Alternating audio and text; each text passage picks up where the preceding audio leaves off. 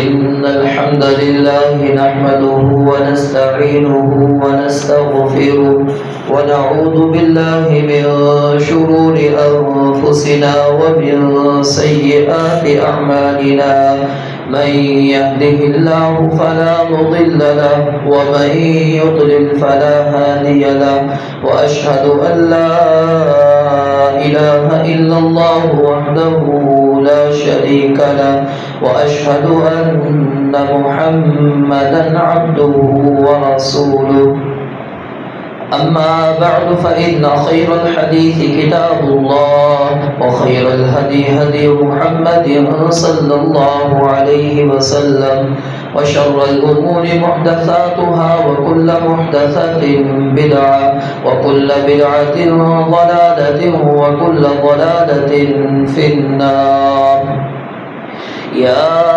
أيها الذين آمنوا اتقوا الله حق تقاته ولا تموتن إلا وأنتم مسلمون. يا أيها الناس اتقوا ربكم الذي خلقكم من نفس واحدة وخلق منها زوجها وبث منهما رجالا كثيرا ونساء واتقوا الله الذي تساءلون به والأرحام إن الله كان عليكم رقيبا. يا أيها الذين آمنوا اتقوا الله وقولوا قولا سديدا يصلح لكم أعمالكم ويغفر لكم ذنوبكم ومن يطع الله ورسوله فقد فاز فوزا عظيما. اللهم صل على محمد وعلى آل محمد كما صليت على إبراهيم وعلى آل إبراهيم إنك حميد مجيد. اللهم بارك على محمد وعلى آل محمد كما باركت على إبراهيم وعلى آل إبراهيم إنك حميد مجيد. قال الله تبارك وتعالى في القرآن المجيد فأعوذ بالله السميع العليم من الشيطان الرجيم من همزه ونفخه ونفثه. أمن هو قانت آناء الليل ساجدا وقائما يحذر الآخرة ويرجو رحمة ربه قل هل يستوي الذين يعلمون والذين لا يعلمون إنما يتذكر أولو الألباب.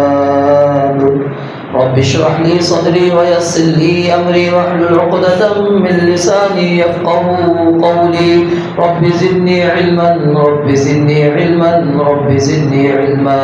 سبحانك لا علم لنا إلا ما علمتنا إنك أنت العليم الحكيم. قرآن مجید کی تیسری شخصیت سیدنا عثمان بن عفان رضی اللہ تعالی عنہ ہے. سورہ زمر کی آیت نمبر 9 میں نے آپ کے سامنے تلاوت کی ہے. اس کے متعلق مفسرین یہ بات نقل کرتے ہیں کہ یہ آیت سیدنا عثمان بن عفان رضی اللہ تعالی عنہ کے بارے میں نازل ہوئی. عثمان بن عفان رضی اللہ تعالی عنہ کون تھے؟ ان کا مختصر تعارف. ان کا نام تھا عثمان، والد کا نام عفان اور دادا کا نام ابو العاص یا ابی عاص، یعنی عثمان بن عفان بن ابی عاص بن امیہ بن عبد شمس بن عبد مناف. عبد مناف پر ان کا سلسلہ نسب رسول اللہ صلی اللہ علیہ وآلہ وسلم کے ساتھ جا کر مل جاتا ہے. آگے وہی سلسلہ نسب ہے جو نبی علیہ السلام کا ہے. ان کی والدہ کا نام اروا بنت قریظ بن ربیعہ بن حبیب بن عبد شمس بن عبد مناف ہے اور جو آپ کی نانی تھی ام حکیم بیضا بنت عبد المطلب ان کا نام تھا، وہ نبی علیہ السلام کے والد سیدنا عبداللہ ان کے سگی بہن تھیں، اور بعض روایات کے اندر یہ بات بھی ہے کہ ام حکیم اور عبداللہ ان کی ولادت ایک ساتھ ہوئی ہے، یعنی یہ جڑواں بہن بھائی تھے۔ عثمان رضی اللہ تعالی عنہ اس طرح نبی علیہ السلام کے پھوپھی زاد بہن کے لڑکے بنے، اور نبی علیہ السلام آپ کی والدہ کے ماموزاد بن گئے۔ سیدنا عثمان رضی اللہ تعالی عنہ ان کے والد دور جاہلیت کے اندر ہی فوت ہو چکے تھے، انہوں نے اسلام کے زمانے کو نہیں پایا۔ والدہ الغرض انہوں نے اسلام کے زمانے کو پایا اور مسلمان ہوئیں، اور سیدنا عثمان بن عفان رضی اللہ تعالی عنہ کی ہی خلافت کے اندر ان کی وفات ہوئی، اور سیدنا عثمان رضی اللہ تعالی عنہ نے ہی ان کا جنازہ پڑھایا، ان کو قبر میں اتارا۔ سیدنا عثمان رضی اللہ تعالی عنہ ان کا جو سلسلہ نسب ہے ان کو اموی خاندان کہا جاتا ہے، یعنی ان کے والد کا نام عفان تھا، اور وہ ابو العاص کے بیٹے تھے، اور ابو العاص امیہ کے بیٹے تھے۔ اور امیہ کا جو شمار ہے دور جاہلیت کے سرکردہ افراد کے اندر ہوتا تھا، وہ اپنے زمانے کا بڑا نامی سردار اور قبیلہ قریش کے بہت نمایاں شاخ بنو امیہ کا وہ جد امجد کہلاتا ہے۔ بنو امیہ ان کا تجارت پیشہ تھا، اور سیدنا عثمان رضی اللہ تعالیٰ عنہ کے والد عفان وہ بڑی باقاعدگی کے ساتھ تجارت کے سفر پر جایا کرتے تھے، اور اکثر منافع کما کر بھی لایا کرتے تھے، اور اکثر و بیشتر ان کے ساتھ تجارت کے اندر سیدنا عثمان بن عفان رضی اللہ تعالیٰ عنہ بھی ساتھ میں شریک ہوا کرتے تھے۔ اور دور جاہلیت کا اپنا ایک قصہ بیان کرتے ہیں کہ ایک مرتبہ خالد بن ولید رضی اللہ تعالیٰ عنہ کے چچا فاقہ بن مغیرہ، عبد الرحمن بن عوف رضی اللہ تعالیٰ عنہ کے والد عوف بن عبد عوف، اور سیدنا عثمان رضی اللہ تعالیٰ عنہ کے والد عفان بن ابی عاص یہ یمن کے تجارتی سفر پر روانہ ہوئے، اور ان کے ساتھ عبد الرحمن بن عوف رضی اللہ تعالیٰ عنہ بھی تھے، اور سیدنا عثمان رضی اللہ تعالیٰ عنہ بھی۔ وہاں پر ایک واقعہ پیش آیا کہ ان کے ساتھ بنو جزیمہ ایک قبیلہ ہے، ان کا ایک تاجر تھا، وہ یمن کے اندر وفات پا گیا۔ تو اس کے بعد یہ جو تینوں افراد تھے، فاقہ بن مغیرہ، عبد الرحمن بن عوف کے جو والد تھے عوف بن عبد عوف، اور عفان بن ابی عاص، انہوں نے یہ تہیہ کیا کہ ہم اس کے مال کو حفاظت کے ساتھ لے کر جائیں گے واپس، اور ان کے ورثاء تک وہ مال پہنچائیں گے، کیونکہ وہ شخص تو اب خود فوت ہو چکا ہے، تو اب وہ خود تو نہیں اپنا مال لے کر جا سکتا، تو اب ہم اس کا مال لے کر جائیں گے۔ بہرحال وہ آگے نکلے تو بنو جزیمہ میں ایک شخص تھا جس کا نام ہے خالد بن ہشام، اس نے یہ دعویٰ کر دیا کہ یہ مال میرا ہے، اور پھر اس کے ساتھ اس کے قبیلے کے بھی چند افراد مل گئے، اور پھر انہوں نے بڑی کوشش کی مال کو چھیننے کی، جس کے اندر سیدنا عثمان رضی اللہ تعالیٰ عنہ کے والد بچ گئے، سیدنا عثمان رضی اللہ تعالیٰ عنہ اور عبد الرحمن بن عوف، یہ تین افراد بچ گئے، اور عبد الرحمن بن عوف کے والد، اسی طرح خالد بن مغیرہ کے جو چچا تھے، ان دونوں کو انہوں نے قتل کر دیا۔ یہ بڑی مشکل سے اپنی جان بچا کر اور مال کو بڑی حفاظت کے ساتھ لے کر آ گئے، اور ان کے ورثاء کے حوالے کر دیا۔ سیدنا عثمان رضی اللہ تعالیٰ عنہ کی کنیت دو ہمیں ملتی ہیں، ایک ہے ابو عمرو اور ایک ابو عبداللہ۔ ابو عبداللہ ان کی کنیت اس وجہ سے پڑی کہ رسول اللہ صلی اللہ علیہ وسلم کی ایک بیٹی تھی سیدہ رقیہ رضی اللہ تعالی عنہا۔ ادھر بھی ایک واقعہ ہے دلچسپ کہ نبی علیہ السلام نے اپنی دونوں بیٹیاں سیدہ رقیہ اور ام کلثوم ان کی شادی ابو لہب کے بیٹوں کے ساتھ کر دی تھی. نکاح ہو چکا تھا لیکن ابھی رخصتی نہیں ہوئی تھی. اللہ رب العالمین نے سورہ لہب جب نازل کی تبت یدا ابی لہب وتب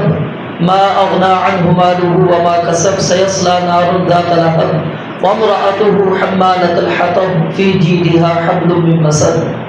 تو یہ جب آیات اتری تو انہوں نے کہا کہ اس کے اندر تو ہماری بڑی توہین کی گئی ہے اور ہمارے لیے بددعا کی گئی ہے. تو اپنے بیٹوں کو انہوں نے تیار کیا. انہوں نے کہا کہ تم نبی علیہ السلام کی بیٹیوں کو طلاق دے دو. اور ان کے پیچھے ان کا مقصد یہ تھا کہ ہم جب آپ کی بیٹیوں کو طلاق دیں گے تو آپ اس وجہ سے پریشان ہو جائیں گے اور جو آپ کا ایک مقام ہے، ایک عزت ہے، وہ عزت خاتمے میں جائے گی. کیونکہ ظاہر ہے یہ بڑا مشکل ترین مرحلہ ہوتا ہے والد کے لیے، والدین کے لیے، کہ اگر اولاد اس کی شادی کر دی جائے، خصوصاً بیٹی کی، اور بیٹی کو پھر طلاق ہو جائے تو یہ ایک بہت بڑا دبا بھی ہوتا ہے اور ان کے لیے پریشانی کا باعث بھی بنتا ہے. تو انہوں نے یہی سوچا کہ اس طرح ہم نبی علیہ السلام کو اب اذیت پہنچائیں گے. لیکن اللہ رب العالمین نے آپ کو اس اذیت سے بچا دیا. ان کی تدابیر کام نہ آ سکیں. انہوں نے طلاق دے دی، طلاق ہو گئی. جب عدت پوری ہو گئی تو سیدنا عثمان رضی اللہ تعالیٰ عنہ کو پتہ چلا کہ نبی علیہ السلام کی بیٹیوں کو طلاق ہو گئی ہے. تو انہوں نے پھر آپ علیہ السلام کو یہ پیشکش کی کہ میں نکاح کرنا چاہتا ہوں آپ کی بیٹی کے ساتھ. تو پھر نبی علیہ السلام نے اپنی بیٹی سیدہ رقیہ رضی اللہ تعالیٰ عنہ ان کی شادی سیدنا عثمان رضی اللہ تعالیٰ عنہ سے کر دی. ان سے اللہ رب العالمین نے ان کو اولاد عطا کی تھی جن کا نام عبداللہ تھا، اور اسی مناسبت سے سیدنا عثمان رضی اللہ تعالیٰ عنہ نے اپنی کنیت ابو عبداللہ رکھی. لیکن یہ 6 سال کی عمر میں وفات پا گئے. مرغے نے ادھر آنکھ کی طرف جو ہے نا چونچ ماری جس سے ایک زخم بنا اور زخم کی تاب نہ لاتے ہوئے وہ فوت ہو گئے. تو سیدنا عثمان رضی اللہ تعالیٰ عنہ نے بہرحال 8 شادیاں کی اور اللہ رب العالمین نے ان میں سے 9 بیٹے ان کو عطا کیے اور 7 بیٹیاں اللہ رب العالمین نے ان کو عطا کی. یہ ایک پھر تفصیل ہے، میں اب اس کے اندر نہیں جانا چاہتا، اختصار کرتا ہوں. تو سیدنا عثمان رضی اللہ تعالیٰ عنہ کے عقد کے اندر رسول اللہ صلی اللہ علیہ وسلم کی 2 بیٹیاں آئیں، اور یہ اعزاز، یہ مقام، یہ مرتبہ کائنات کے اندر کسی اور فرد کو حاصل نہیں ہوا اور نہ ہی ہو سکتا ہے کہ جس کے عقد کے اندر اللہ کے نبی کی 2 بیٹیاں نکاح کے اندر آئی ہوں. یہ ایک منفرد اعزاز ہے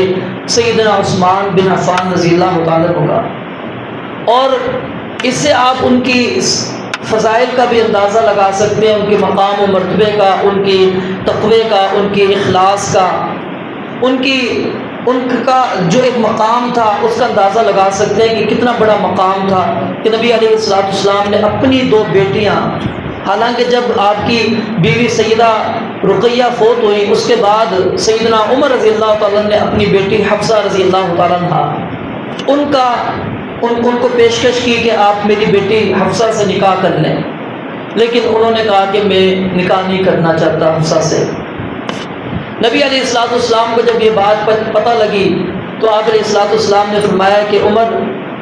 کیا میں تمہیں عثمان سے بہتر شخص نہ دے دوں آپ کی بیٹی کے لیے،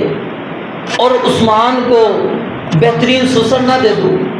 انہوں نے کہا کہ دے دیں. کہا کہ میں آپ کی بیٹی سے نکاح میں کر لیتا ہوں، میں عثمان سے بہتر ہوں، اور اپنی بیٹی کا میں نکاح جو ام کلثوم ہے وہ سیدنا عثمان رضی اللہ تعالیٰ عنہ سے کر دیتا. اس طرح نبی علیہ السلام نے اپنی 2 بیٹیوں کا نکاح کیا. تو سیدنا عثمان رضی اللہ تعالیٰ عنہ ان کو اللہ رب العالمین نے بڑا ایک مقام دیا، اور پھر اس وجہ سے ان کو ایک لقب بھی مل گیا ذو النورین.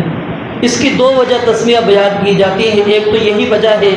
جو میں نے آپ کے سامنے بیان کی کہ رسول اللہ صلی اللہ علیہ وسلم کی بیٹیوں کا آپ سے نکاح ہوا تھا، اس بنیاد کے اوپر ان کو یہ ذو النورین کہا جاتا ہے۔ اور اس کی وضاحت بھی موجود ہے، کیونکہ عبداللہ بن عمر بن ابان جعفی وہ کہتے ہیں کہ میں نے جب یہ وجہ پوچھی کہ وجہ تسمیہ کیا تھی تو انہوں نے بھی یہ وجہ تسمیہ بیان کی۔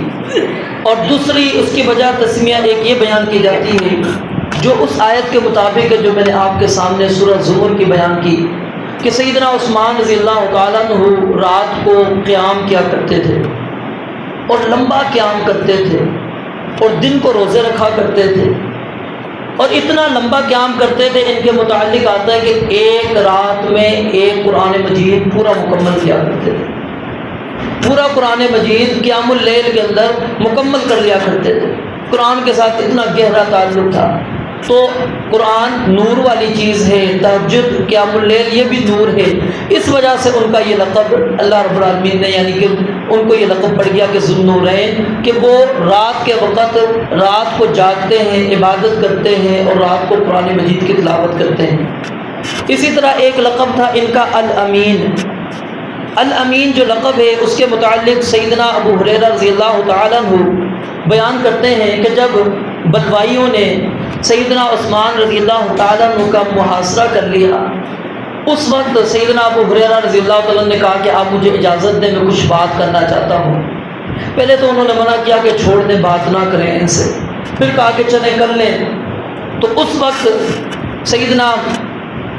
ابو ہریرہ رضی اللہ تعالیٰ عنہ کھڑے ہوئے اور انہوں نے سیدنا عثمان بن عفان رضی اللہ تعالیٰ عنہ کی دفاع میں باتیں کرنا شروع کی۔ اللہ تعالیٰ کی حمد و ثنا بیان کرنے کے بعد فرمایا کہ میں نے نبی علیہ الصلوۃ والسلام سے سنا ہے، آپ فرما رہے تھے انکم تلقون بعدی فتنۃ، کہ تم ضرور میرے بعد فتنوں کے ساتھ ملو گے، واختلافا اور اختلاف بھی دیکھو گے، او قال اختلافا وفتنۃ، یا پھر راوی کہتے ہیں پہلے اختلاف کا ذکر کیا پھر فتنے کا ذکر کیا، تو آپ نے فرمایا کہ میرے بعد تمہیں اختلاف ملے گا۔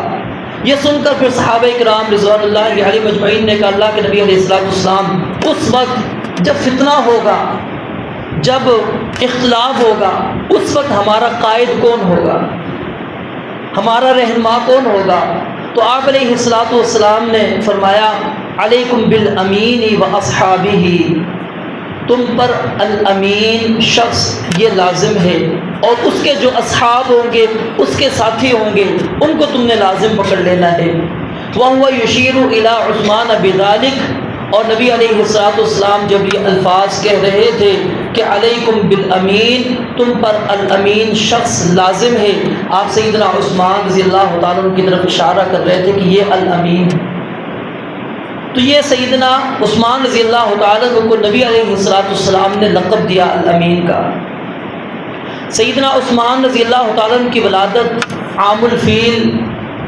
کے 6 سال بعد ہوئی، اور یہ نبی علیہ الصلوۃ والسلام سے 5 سال چھوٹے ہیں۔ دور جاہلیت کے اندر ان کا ایک مقام تھا، کیونکہ ان کا جو خاندان ہے بنو امیہ، وہ جیسا کہ میں نے شروع میں آپ کو بتایا کہ عرب میں قریش کے اندر ان کا ایک مقام تھا، اور پھر ان کے ہاں مقام و مرتبے کے لیے ایک چیز یہ بھی ہوتی تھی کہ بندے کے پاس مال اور دولت ہو۔ تو سیدنا عثمان رضی اللہ تعالیٰ عنہ کے پاس شروع سے اللہ رب العالمین نے بڑا مال دیا تھا، کیونکہ تجارت کے پیشے سے منسلک تھے، والد بھی تجارت کرتے تھے، پھر خود بھی تجارت کے اندر تھے، تو اللہ تعالیٰ نے شروع سے ہی ان کو بڑا مال و دولت عطا کیا تھا، اور اس مال اور دولت کی وجہ سے اللہ رب العالمین نے ان کو یہ مقام اس وقت جاہلیت کے اندر یعنی اسلام سے پہلے ہی ان لوگوں کے اندر سیدنا عثمان رضی اللہ تعالیٰ عنہ کو عطا کر دیا تھا کہ وہ افضل ترین، ان کے بہترین افراد کے اندر ان کا شمار ہوتا تھا۔ بڑے نرم لہجے والے، میٹھی گفتگو کرنے والے، شرم و حیا کے پیکر تھے۔ یہ دور جاہلیت کی باتیں ہیں، اسلام کے بعد کے نہیں، اسلام سے پہلے ہی ان کے اندر اللہ رب العالمین نے یہ اوصاف رکھے ہوئے تھے، اور مالدار تھے، عزت تھی۔ پھر عرب کے ہاں جو ایک علم اور جس کی وجہ سے وہ فخر کیا کرتے تھے، جی ہمارے پاس یہ علم ہے، جیسے کہ انساب، نسب کا علم، خاندانوں کا علم، تعلقات کے یہ نسب کہاں سے کس کے ساتھ ملتا ہے، اس کے اندر بڑی مہارت ان کے اندر موجود تھی۔ پھر مثالیں پیش کرنا، اشعار جس کو ہم کہتے ہیں، اس کے اندر بڑی ان کو مہارت تھی۔ پھر تاریخ کے اندر یہ خوب واقف تھے۔ پھر اس کی وجہ یہ بھی تھی کہ یہ تجارت کے لیے مختلف علاقوں کے اندر گئے تھے، سیر و سیاحت کی تھی، اور صرف یہ نہیں کہ تجارت کیا کرتے تھے بلکہ وہاں پر جو عرب کے علاوہ لوگ تھے ان کے حالات کا اچھی طرح جائزہ لیتے، ان کی عادات کو دیکھتے، اور پھر ان کی عادات کو، ان کے حالات کا جائزہ لے کر وہ چیزیں سیکھ بھی لی۔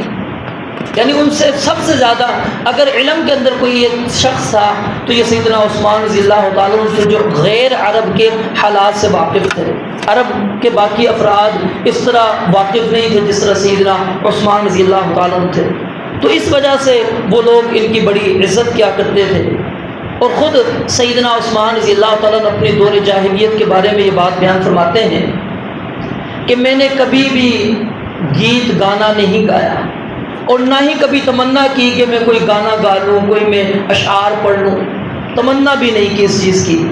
اور کہتے ہیں جب سے میں نے رسول اللہ صلی اللہ علیہ وسلم سے بیعت کی، یعنی مسلمان ہوا ہوں، اس وقت سے لے کر اپنے دائیں ہاتھ سے اپنی شرمگاہ کو بھی ہاتھ نہیں لگایا۔ کتنی حیا دیکھیں، اپنی شرمگاہ حصہ ہے جسم کا، انسان لگا سکتا ہے، منع نہیں ہے، لیکن کہتے ہیں کبھی بھی میں نے اپنی شرمگاہ کو اپنے دائیں ہاتھ کے ساتھ، کیونکہ استنجا کے لیے بائیں ہاتھ کی اسلام نے اجازت دی ہے، تو کہتے ہیں میں نے بائیں ہاتھ کو ہی استعمال کیا، کبھی دائیں ہاتھ کو میں نے استعمال، اپنی شرمگاہ کو ہاتھ ہی نہیں لگایا، دائیں ہاتھ۔ اور پھر کہتے ہیں میں نے نہ ہی کبھی جاہلیت میں اور نہ ہی اسلام قبول کرنے کے بعد کبھی شراب پی، کبھی شراب کی محفلوں میں گیا، موسیقیوں کی محفل کے اندر گیا، نہ میں نے کبھی زنا کیا، نہ زنا کے قریب گیا۔ اور یہ بدبائیوں نے جب شہادت ان کی ہو رہی تھی اس وقت بھی جب خطاب کیا تو اس کے اندر بھی یہی باتیں پیش کی تھی، چند اور باتیں بھی ہیں وہ انشاءاللہ وہاں پر جب بات آئے گی تو اس حوالے سے پیش کروں گا۔ تو یہی بات کہی تھی کہ میں نے تو کبھی کوئی ایسا کام کیا نہیں۔ آخر بندے کو قتل کیا جاتا ہے، پیچھے وجہ ہوتی ہے کہ جس نے زنا کیا ہوگا، بدکاری کی ہوگی، شادی شدہ تھا جی اس کو قتل کر دو۔ میں نے تو کبھی زنا نہ اسلام سے پہلے نہ ہی اسلام کے بعد میں اس کے قریب گیا، نہ شراب نوشی کے قریب گیا ہو،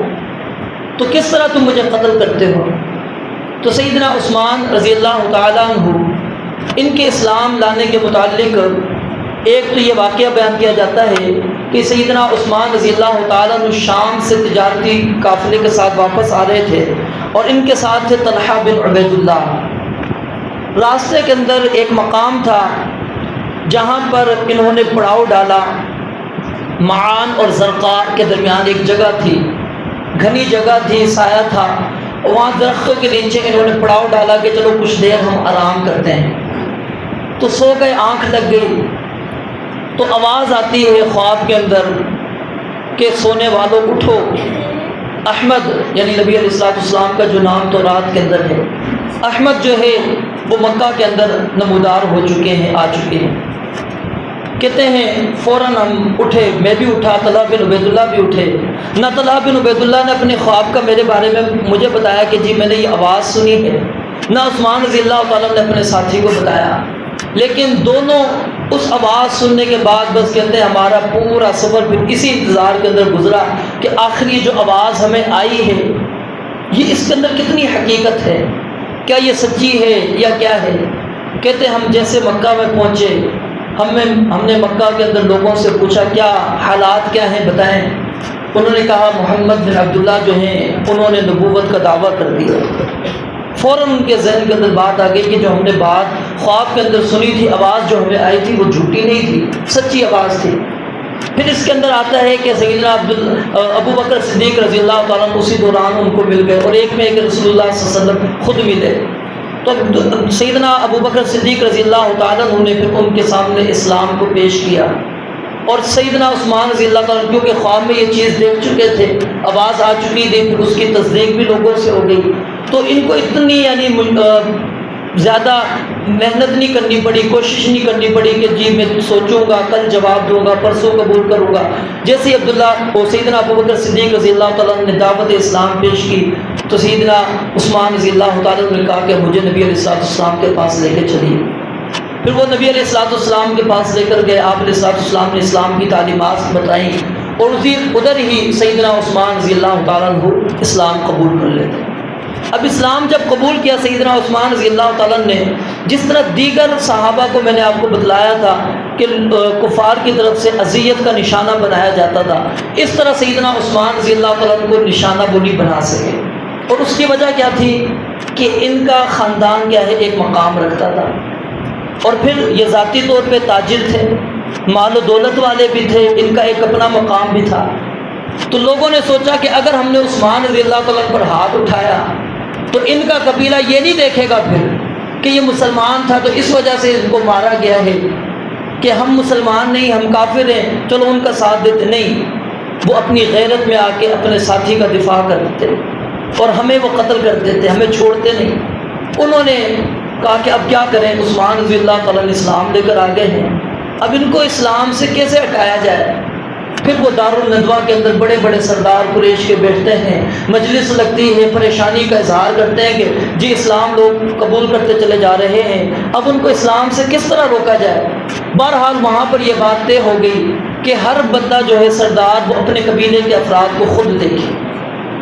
اس وقت پھر سیدنا عثمان رضی اللہ تعالیٰ کے جو چچا تھے حکم بن ابی عاص، انہوں نے جو ہے عثمان رضی اللہ تعالیٰ کو وہ باندھنا نہیں چاہتے تھے، قید نہیں کرنا چاہتے تھے، لیکن کیوں زور تھا سارے قریشیوں کا، سرداروں کا، اور یہ طے ہو چکی تھی کہ جی خود اپنے قبیلے کے افراد کو قابو کرنا ہے۔ تو انہوں نے سیدنا عثمان رضی اللہ تعالیٰ کو رسیوں کے ساتھ باندھ دیا اور کہا کہ تم نئے دین سے جو ہے نا منحرف ہو جاؤ، پرانے دین پر واپس آ جاؤ، تمہارے آباء و اجداد کا جو دین تھا اسی دین پر تم واپس آ جاؤ۔ سیدنا عثمان رضی اللہ تعالیٰ نے کہا کہ اللہ کی قسم میں کبھی بھی اس دین کو نہیں چھوڑوں گا۔ جب اس نے یہ بات دیکھی کہ یہ تو کسی صورت میں بھی اسلام سے پیچھے ہٹنے والا نہیں، اس نے فوراً سیدنا عثمان رضی اللہ تعالیٰ کو آزاد کر دیا۔ یعنی پہلے وہ دباؤ میں تو تھا کہ سارا ہمارا مشترکہ یہ فیصلہ ہوا ہے، لیکن اس نے کہا کہ فائدہ کیا اس بندے کو باندھ کر، کتنا عرصہ باندھیں گے، یہ تو اسلام سے ہٹ ہی نہیں رہا۔ تو ان کو یہ بھی پتا تھا آزاد کر دیں گے تو اس کے بعد ہماری طرف لوگ آئیں گے، لیکن اس طرح نہیں آ سکتے جس طرح کے دیگر لوگوں پر آتے ہیں۔ بہرحال انہوں نے سیدنا عثمان رضی اللہ تعالیٰ کو پھر آزاد کر دیا۔ اس کے بعد پھر اللہ رب العالمین کا پھر وہ حکم آیا جس کے اندر پھر آپ مکہ سے پھر آپ گئے، وہ انشاءاللہ اگلے خطبے میں آپ کے سامنے ذکر کروں گا۔ رب العالمین سے دعا ہے اللہ تعالیٰ سمجھنے عمل کرنے کی توفیق عطا فرمائے۔ وآخر دعوانا الحمدللہ رب العالمین۔